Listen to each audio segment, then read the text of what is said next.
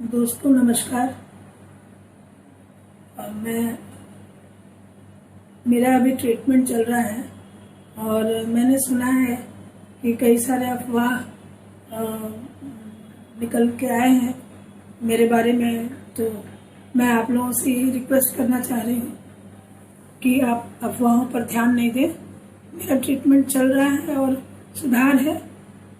अभी कुछ कह तो नहीं सकती हूँ, ट्रीटमेंट तो चल ही रहा है अभी।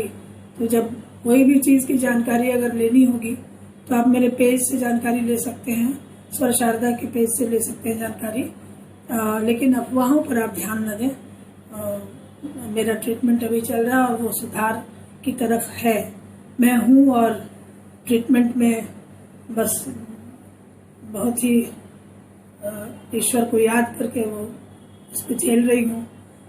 कठिन है थोड़ा सा, और आप लोगों की दुआओं की बदौलत मैं अच्छी हो जाऊंगी, मुझे विश्वास है। और मैं यहाँ से निकल के आप लोगों से जल्द ही रूबरू होंगी।